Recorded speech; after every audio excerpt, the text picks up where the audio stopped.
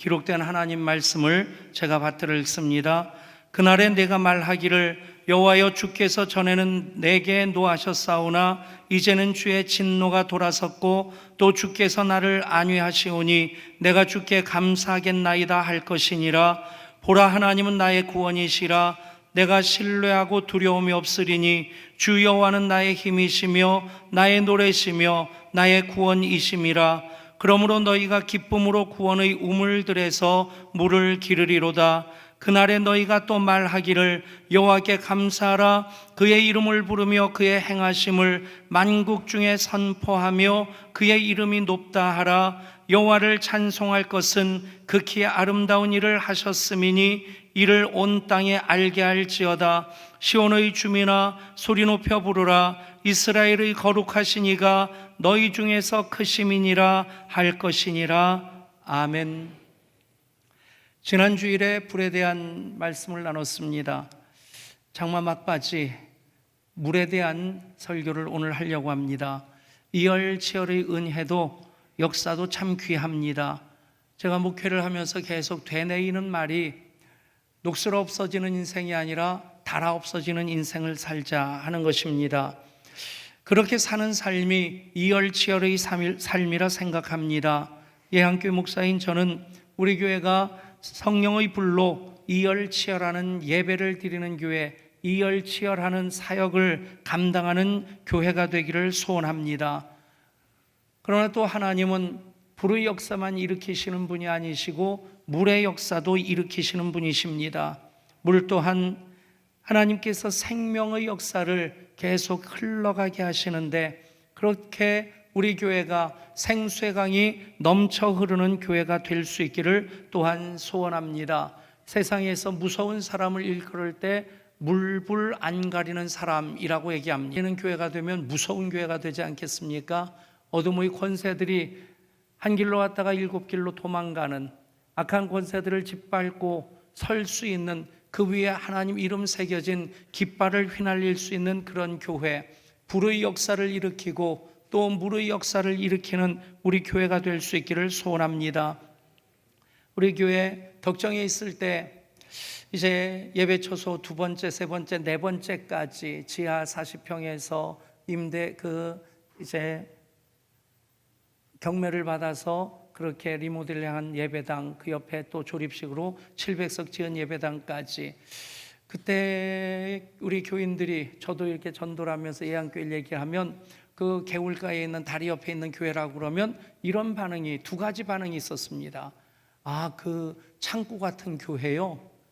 그게 하나의 반응이었고, 또 하나는 그 순복음교회 옆에 있는 교회요?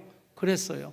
그 순복음교회는 교인이 50명 남짓되는 3층 임대해가지고 있는 교회인데, 그 교회는 3층 위에 종탑을 세웠고 우리 교회는 조립식으로 지었고 창고 같은 건물이고, 그러니까 이제 우리 교회를 먼저 인식하는 것이 아니라 그 순복음교회에 있는 옆에 있는 교회요, 그렇게 되묻는 분들이 종종 있었습니다. 그때쯤 우리 순복음교회에 다니시던 권사님 우리 교회 등록하셔서 얼마 후에 저한테 그런 얘기를 하시더라고요. 목사님, 예한교회가 순복음교회보다 더 순복음교회 같아요. 그 얘기를 듣는데 제가 굉장히 기분이 좋았어요. 여전히 그 마음 가지고 있고, 지금 우리 교회가 비교적 뜨거운 교회, 이열치열의 역사를 이제 예배를 통해, 사역을 통해 풀어내는 교회라 할지라도 더 뜨거운 교회가 될 수 있기를 소원합니다. 아멘. 그러면서 또한 물의 역사, 생명수가 넘쳐 흐르는 교회가 되기를 소원합니다. 에스겔의 말씀처럼 성전 제단에서 흐르는 물이 발목에서 또 무릎까지, 허리까지 헤엄쳐야 될 창이란 강이 될 때에 그 은혜의 강물이 생명수로 흘러가서 닿는 곳마다 소성하게 되고 번성하게 되는, 물고기가 많아지고 강 좌우편에 있는 나무들마다 열매를 맺고 그 열매가 먹을 만한 열매가 되고 잎사귀는 약재료가 되는, 여러분, 그것이 우리 교회의 다음 세대를 비전의 근국으로 붙잡아야 될 이유고, 계속해서 전도와 선교에 더 열심을 내야 할 이유가 됩니다. 그러면 우리 교회는 참 할 말이 많은 교회입니다. 덕정에서 물 난리를 몇 번 겪었는데 그 대표적인 것이 지하 예배당 새벽기도 끝난 다음에 진짜 이 강단, 그래봤자 지금 같은 강단이 아니죠. 지하 40평이니까 이렇게 한 단 쌓고 그 위에 그 강대상이 있는데 그 아래서 물이 이렇게 흘러나오는데 왜 여기 물이 있지? 누가 흘렸나 싶었는데 새벽기도 마치고 보니까 거기가 흥건히 젖어 있는 거예요. 이게 뭔가 문제가 있구나. 그래서 불을 켜고 보니까 앞에서 흘러나오지 뒤에서 쿨쿨 솟아나오지. 그때부터 비상이 걸려서 새벽기도 끝나고 기도 시간 가질 여유가 없었습니다. 그때부터 강대상 올려놓고 피아노 치워놓고 그러면서 또 남자 집사님들은 이제 회사 월차를 내가지고 오시는 분들도 있고 그렇게 한 20여 명이 피아노 옮기고 의자 다 옮겨놓고 땀을 뻘뻘 흘리는데 제일 힘든 게 뭐였냐면 물에 흠뻑 젖은 카페트였습니다. 바닥을 카페트를 깔아놨었는데 그 카페트를 끌어올리는데 이게 얼마나 힘든지 아무튼 그렇게 다 올려놓는데 집주인한테 연락을 했는데 그냥 반응이 없어요. 몇 번 재촉하니까 양수기를 가져다 줬습니다. 그전에는 양동이 가지고 대야 가지고 물을 퍼올리는데 그거보다 물이 솟아나는 속도가 더 빠른 거예요.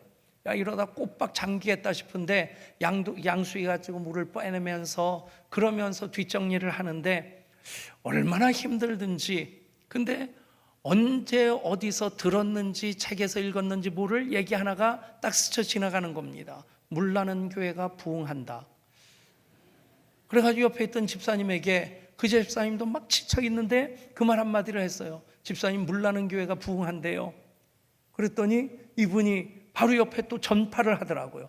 집사님, 목사님 그러는데 물나는 교회가 부흥한대요. 물나는 교회가 부흥한대요. 그래서 우리 교회가 부흥했습니다. 아멘. 지난주 권수미 전사님이 수요 예배 설교를 하시면서 그때 있었던 교회 학교 얘기를 하는데 그랬구나. 고개를 끄덕거리면서 이 지하 예배당 물 난리가 너무 큰 일이라서 그 일은 기억에서 지워져 있었는데 다시 권 전사님이 얘기하는 가운데 다시 되살아나더라고요. 집을 지어도 좀 그렇게 허접하게 지었는지 비만 조금 많이 오면 창틀을 통해서 물이 새어나오는 게 아니라 물이 줄줄 흘러넘쳐요.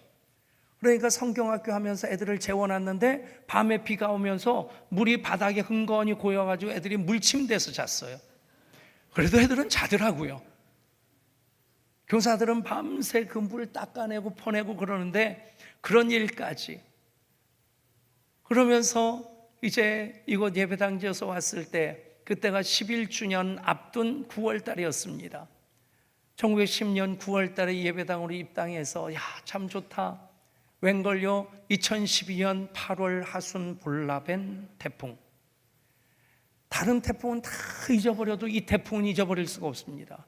설교를 준비하면서 교회 요람을 보니까 연혁에 볼라벤은 빠져 있더라고요. 이거 넣어야 되겠다. 그 태풍 때문에 마음을 졸이고 있었는데 완전히 중부지방을 훑고 지나간 태풍입니다. 비보다도 바람이 거셌던. 그런데 오후 3시 뉴스가 이제 태풍의 중심부가 동해 쪽으로 빠져나갔습니다. 그래서 이제 안심해도 되겠다. 그러고 있는데 한 15분쯤에 뭔가 깨지고 부서지는 소리가 들리는 겁니다. 3층 목양실에서 이게 뭔가 해서 벌떡 일어나서 밖을 보니까 그냥 집채만한 게 밖으로 날아가는데 뭐가 일이 났구나. 그래서 지붕으로 튀어 올라갔더니 눈으로 보면서도 믿어지지 않는 장면이 이 기둥부터 여기까지 이쪽 지붕이 들려서 접혀버린 거예요. 이쪽으로. 보면서도 믿어지지 않는 거예요. 세상에 이런 일이. 예배당 입당한 지 2년밖에 안 된 예배당인데 태풍도 지나갔다는데 그러면서 여기저기 연락을 받고 교인들이 몰려들기 시작해가지고 그 태풍의 뒷자락이지만 비바람이 얼마나 매섭습니까? 그 비바람 온몸으로 맞으면서 이 천장이 무너지면 이건 다 석고보도로 돼 있고 거기에 전기장치, 음향, 조명 다 들어가 있는 겁니다. 이게 무너지면 이게 대형 사고예요. 그러니까 이거 무너지지 않게 하려고 천막을 구에다가 그냥 그것을 쌓고 덮고, 아래서는 마대자루에다 모래를 집어넣어서 옮기고, 여기서는 집사님 권사님들이 물 계속 퍼나르고 닦고, 아마 백수십 명이 150명 안팎 모여들어서 저 위에서는 사투를 걸고 이거 무너지지 않도록 막은 겁니다. 그런데 해가 뉘어뉘어 저물고 캄캄해졌는데 이걸 다 끝내질 못한 거예요. 그때부터 제 걱정은 밑근에서 떨어지면 15m입니다. 그러니까 이 천장 무너지는 게 문제가 아니라 안전사고가 문제니까 다 내려갑시다. 그런데 교인들이 말을 안 듣더라고요. 목사님, 이거 막아야 됩니다. 그때부터 밤 꼬박 새우면서 새벽 기도 때까지 이걸 천장을 그 지붕을 천막으로 다 덮었습니다. 여러분, 그런 과정을 통해서 우리가 주님 몸된 교회를 세워나가는, 그러니까 다른 교회 겪는 일 다 겪은 것만 아니라 그보다도 정말 백목사라서 그런지 백병전까지 겪은 것 같아요. 그러면서 물난리 또 불의 역사까지 다 정리하면 우리 교회 이렇게 정리할 수 있겠다. 물난리 겪으면서 성령의 불의 역사로 부흥한 교회. 맞습니까? 한번 따라해 보실까요? 물난리 겪으면서 성령의 불의 역사로 부흥한 교회. 아멘. 계속 이열치열의 역사로 뜨거운 가슴 가지고 사역과 비전을 통해 하나님 나라 펼쳐나가는 우리 교회가 될 수 있기를 축복합니다.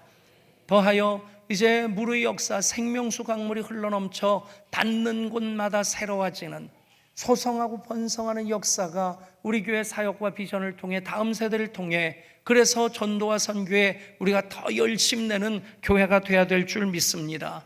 성경에서도 물의 역사로부터 하나님의 생명의 역사가 시작됩니다. 에덴 동산에서 4개의 강이 발원되어집니다.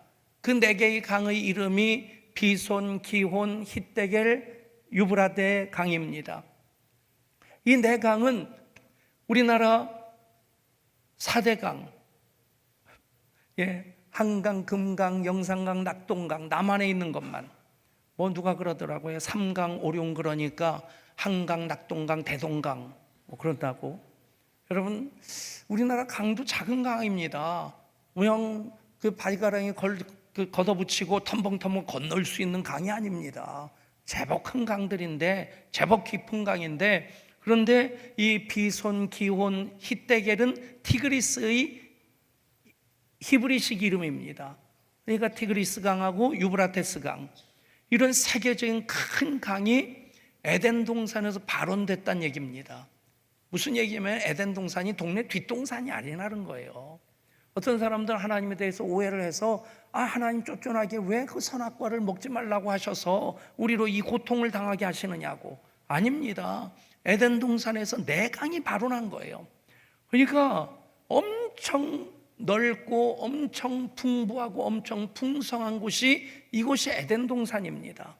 그런데 그 모든 것을 다 주시면서 이것이 내 것이다, 내가 너에게 선물로 주는 것이다, 이것의 주인이 나 하나님이다 라는 것의 그 기준으로 그것을 사람으로 깨달아 알 수 있도록 선악을 알게 하는 열매, 이것은 따먹지 말라.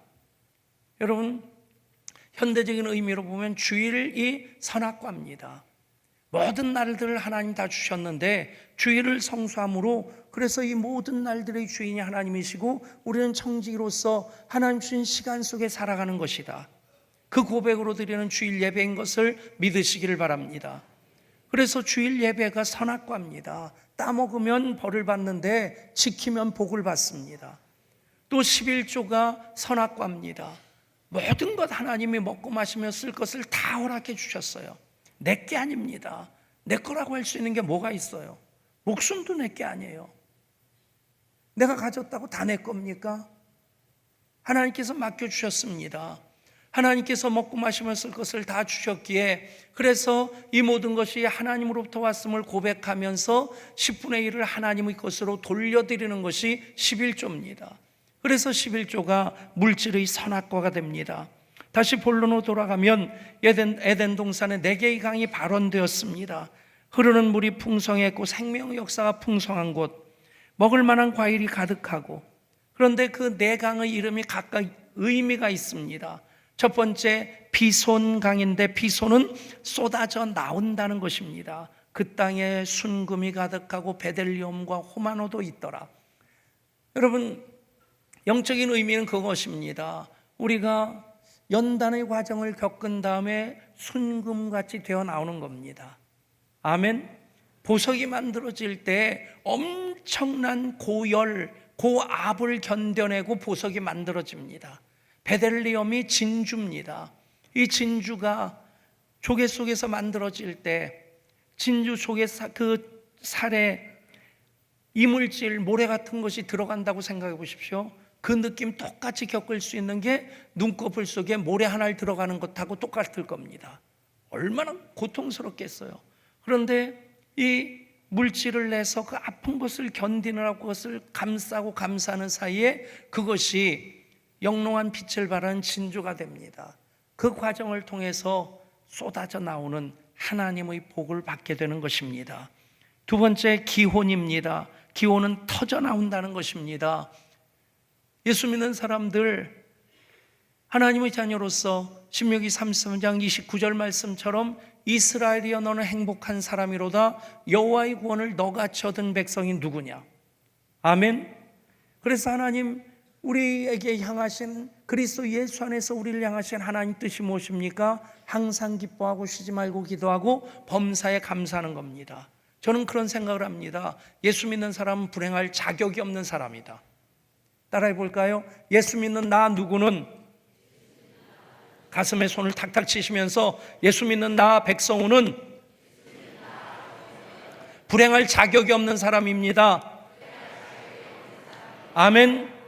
여러분, 터져나오는 기혼의 역사가 여러분들 가운데 있기를 축복합니다. 은혜가 터져나오고 기쁨이 터져나오고, 예수 믿고 주님과 동행하는 삶을 살아갈 때 쥐어짜는 삶이 아니라 억지로 눈치 보면서 그냥 매맞지 않으려고 신앙생활하는 것이 아니라 기쁨이 터져나오는 삶이 될 수 있기를 축복합니다. 세 번째, 히데겔 강입니다. 티그리스 강. 여기는 빠르다, 급류라는 뜻입니다. 하나님의 응답이 여러분들 가운데 급하게 임할 수 있기를 축복합니다. 주는 주의 일을 이 수년 내에 이루시옵소서. 아멘. 그것이 우리 교회의 영성 아닙니까? 기도했을 때 물론 때로는 하나님 더디 응답하실 때도 있습니다만 더 좋게 하시려고 기다리게 하시는 거예요. 여러분, 빠름, 급류, 하나님의 역사하심, 그렇게 우리가 받고 또 펼쳐낼 수 있기를 소원합니다. 마지막 유브라데 강이 풍성하다는 뜻입니다. 풍성하다. 길이도 3,000km나 되는, 그러니까 이 강의 길이가 서울에서 부산까지 5배 거리라는 얘기예요. 얼마나 긴 강입니까? 그런데 이 유브라데라는 뜻은 풍성하다. 유난히 그 강에는 고기가 많답니다. 여러분, 그 복을 받아 누릴 수 있기를 축복합니다. 이것이 에덴 동산에서 하나님께서 하나님의 사람들로 누리게 하시는 생명수의 복이고 은혜입니다. 그런데 에덴에서 또 쫓겨나고 실낙원 이후에 죄의 본성을 가지고, 타락한 본성을 가지고 사는 사람들은 계속해서 이 생명수의 풍성을 누리지 못하고 주시는 은혜에 대해서도 감사하고 감격하기보다는 불평하고 원망하는 것이 더 앞서는 그런 경향성을 가지고 있습니다. 그것이 광야 40년 이스라엘의 모습 아닙니까? 구약 이스라엘 역사가 전체가 그렇습니다. 광야 40년을 대표하는 그 물의 사건이 무리바 물이라고 하는 것입니다. 광야 생활이 시작된 지 한 달 후에 그들이 마실 물이 없어서 모세와 아론을 향해 불평하고 원망합니다. 속상한 마음을 하나님께 털어놓으니까 하나님께서 어떤 솔루션을 주십니까? 내가 가진 지팡이를 가지고 바위를 대하여 명령하라. 그런데 이스라엘 백성들이 하도 개구리처럼 깨굴깨굴 하면서 불평과 원망을 쏟아내니까 모세가 그 온유함이 지상에 있는 모든 사람보다 더 하였다, 더 승하였다. 그러니까 우리보다 굉장히 온유한 사람입니다. 저보다도 여러분들보다 훨씬 온유한 사람이 모세였는데 열받은 거예요. 그래서 지팡이로 그 바위를 가르쳐 명령하라고 했는데 그게 하나님의 솔루션인데 열받아가지고 이놈의 인간들 그러면서 바위를 내리쳤습니다. 2번이나 내리쳤어요. 그래서 물이 터져서 그들이 갈증은 해결을 할 수 있었는데 그때 하나님께서 붙여주신 이름이 무리바 물입니다. 다툰다는 뜻입니다. 보면 구약 역사 전체가 그렇게 이어집니다. 하나님 은혜 때문에 사는데 왜 광야 40년을 지내게 하셨을까? 너희는 나 없이 못 산다. 그거를 뼈에 새겨주시려고 하신 거예요. 그게 이스라엘 백성들에게 DNA가 되게 하시려고 하는 것인데, 여러분 이 무리바 무리 사건이 광야 생활 시작한 지 40일 만에, 한 달 만에 이루어진 일입니다. 그럼 무슨 얘기입니까? 한 달 동안 하나님께서 구름 기둥과 불 기둥으로 인도하시는 것뿐 아니라 먹을 것도 주셨고 마실 물도 주셨다는 거예요. 아멘. 여러분 한 달 동안 먹지 않고 어떻게 거기까지 왔겠어요? 한 달 동안 마시지 않고 어떻게 거기까지 왔겠습니까? 그런데 그 순간 조금 목마르다고 조금 힘들다고 불평하는 소리가 그 군중수에 가득 찬 겁니다. 여러분 그런 가운데서 하나님께서는 그들에게 경고의 의미로서 이 무리바물을 주시는 겁니다. 여러분 그 역사가 구약 성경 쭉 이어지고 결국에 그들이 불평하고 원망함으로써 그 민족이 당한 일이 무엇입니까? 나라가 둘로 나뉘어지게 됩니다. 그리고 북왕국 이스라엘이 멸망하게 됩니다. 남왕국 유다도 풍전등화 같은 상황이 되었을 때 하나님께 선지자 이사야를 통해서 말씀을 주시는데, 이사야 1장을 보면 우시야와 아스와 요담과 히스기야 때에 선지자 아모스의 아들 이사야에게 주신 하나님의 계시라, 그렇게 시작이 됩니다. 그러니까 내 왕의 이름이 나오는데 이사야 선지자 한 사람이 사는 동안 왕이 4번 바뀌었어요. 그만큼 격동의 경랑의 세월을 살았다는 얘기입니다. 그 시대가 어떤 시대냐? 강대국 바벨론의 그 침략 앞에 남왕국 이스라엘이 풍전등화 같은 상황이었어요. 그것이 무리바 물 사건으로부터 쭉 이어지는 이스라엘 역사인데, 그런데 그때 하나님께서 이사야 선지자를 통해서 오늘 말씀을 주시는 것입니다.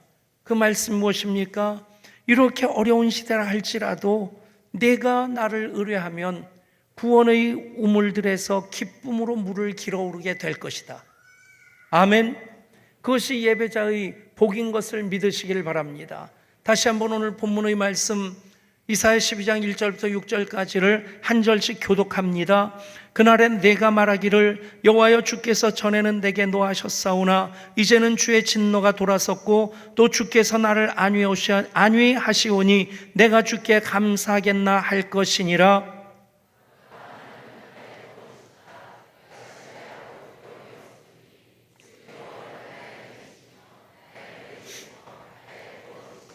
그러므로 너희가 기쁨으로 구원의 우물들에서 물을 기르리로다.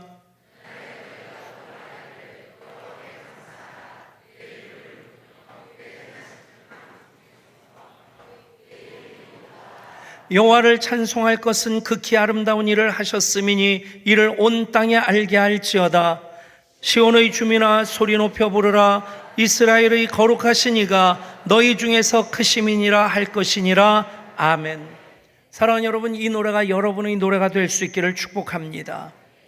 이사야의 시대도 만만한 시대가 아니었습니다. 경랑의 세월이었습니다. 오늘 우리가 사는 이 세대도 만만치 않습니다. 가뜩이나 어려운데 일본이 참 얄밉게 굽니다.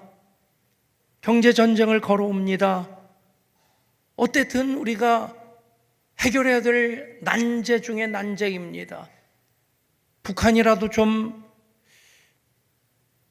마음이 하나 되면 좋을 텐데 태도를 바꾸지 않고 탄도미사일을 또 쏴버리고 OECD 국가 중에서 우리나라 경제 성장률이 가장 낮습니다. 가장 안 좋습니다. 그런데 여러분, 그럼에도 불구하고 말입니다, 하나님의 사람들 하나님께 감사로 예배하면 기쁨으로 구원의 우물들에서 물을 깃게 됩니다. 아멘. 그 복이 우리 배를 채우고, 그 복이 우리 양동이를 가득 채우고, 그 복이 넘쳐 흘러가는 역사가 있기를 축복합니다.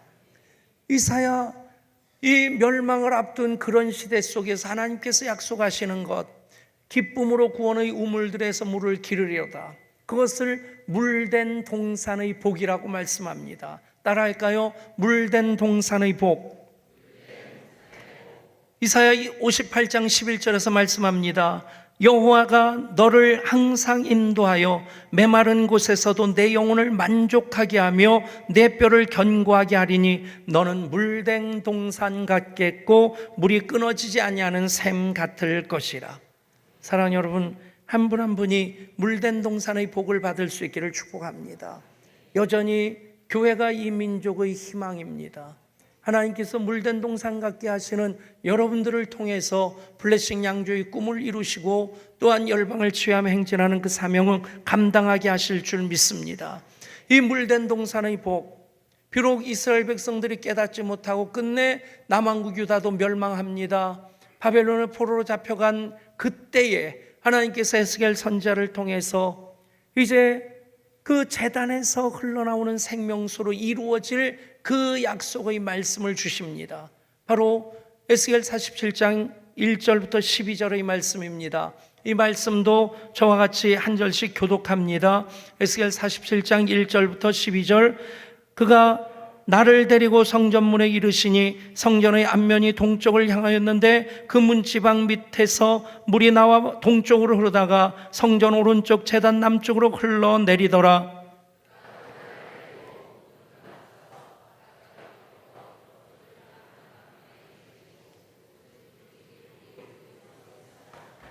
그 사람이 손에 줄을 잡고 동쪽으로 나아가며 천척을 측량한 후에 내게 그 물을 건너게 하시니 물이 발목에 오르더니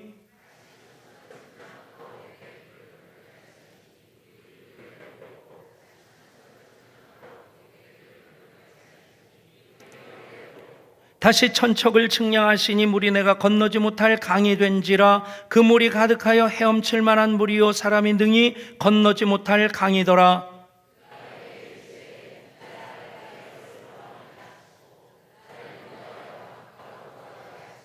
내가 돌아가니 강 좌우편에 나무가 심이 많더라.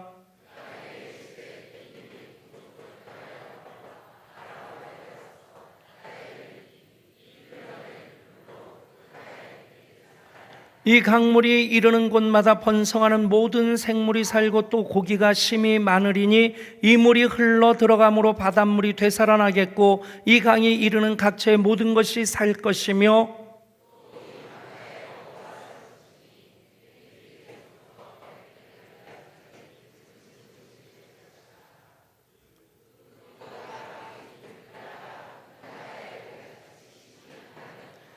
그 진펄과 개펄은 되살아나지 못하고 소금 땅이 될 것이며 강 좌우가에는 각종 먹을 과실나무가 자라서 그 잎이 시들지 아니하며 열매가 끊이지 아니하고 달마다 새 열매를 맺으리니 그 물이 성소를 통하여 나옴이라. 그 열매는 먹을 만하고 그 잎사귀는 약재료가 되리라. 아멘. 그렇습니다. 이 말씀에서 주시는 의미가 무엇입니까? 신앙생활이 처음 단계는 발목까지 은혜에 잠그는 그런 단계입니다.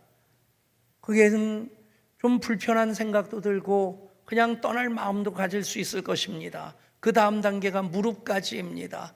무릎을 꿇는 그런 단계입니다. 하나님께 기도하기 시작하고 하나님을 의뢰하기 시작하고 그러면 허리까지 차게 됩니다. 허리 신앙, 허리가 튼튼해야지 사람이 힘을 쓸 수 있습니다. 똑바로 설 수 있습니다. 허리 신앙으로 이제 교회 사역을 합니다. 그런데 헤엄쳐야 될 강이 되면 이제는 은혜에 흠뻑 잠겨 사는 겁니다. 사랑하는 여러분, 발목 신앙에서 무릎 신앙으로, 무릎 신앙에서 허리 신앙에서 허리 신앙으로, 허리 신앙에서 헤엄쳐야 될 풍성한 은혜의 강에 잠기는 신앙까지 계속 나가실 수 있기를 축복합니다. 아멘.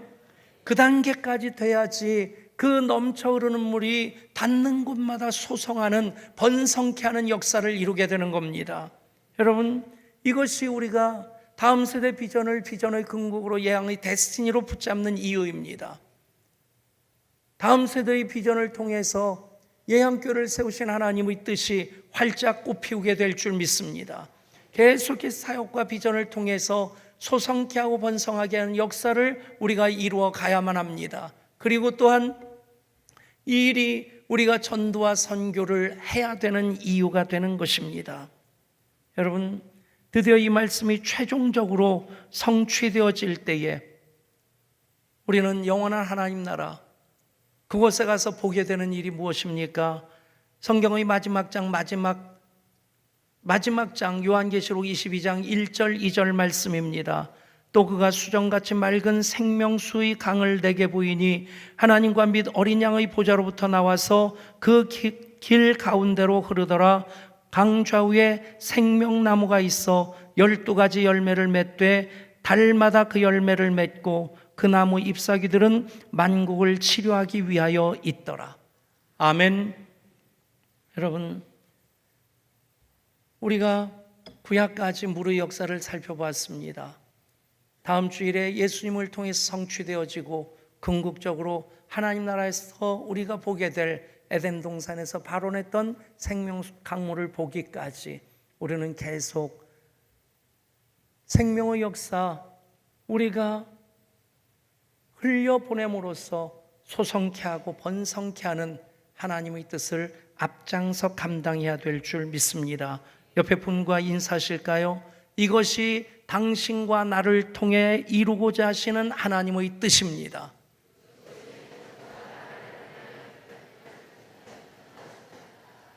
다음 주일 생명수 강물의 역사 이어 말씀드리고자 합니다. 기대하시라. 개봉박두. 휴가철입니다. 강가로 개울가로 계곡으로 가셔서 물에 발을 잠그고 그렇게 지내면서 에덴 동산을 한번 상상해 보십시오. 에덴 동산에서 아담과 하와가 이렇게 휴가를 지냈을까? 그리고 영원한 하나님 나라 생명수 강물로 흐르게 하시는 그 나라에서 우리가 살게 될 것을 또한 소망할 때 휴가 어디로 가느냐보다 더 중요한 것은 누구와 가느냐입니다. 주님과 더불어 함께하는 좋은 휴가 보내실 수 있기를 축복합니다. 하나님, 이열치열의 불의 역사뿐 아니라 생명수 강물 넘쳐 흐르게 하시는 은혜의 역사를 확장시키는 우리 교회 되게 하여 주시옵소서. 재단에서 흘러나온 생명수가 닿는 곳마다 소성하게 되고 번성하게 되는 역사 있게 하여 주시고 그 일을 이루는 우리들 발목에서 무릎으로 무릎에서 허리로 헤엄쳐야 될 창일한 강에서 은혜의 강물로 그렇게 하나님과 더불어 기쁘고 감사한 감격스러운 삶을 이어 살게 하여 주시옵소서. 우리 주 예수 그리스도 이름으로 간절히 기도드리옵나이다. 아멘. 오늘 봉헌송은 안승회 집사님 해주실 텐데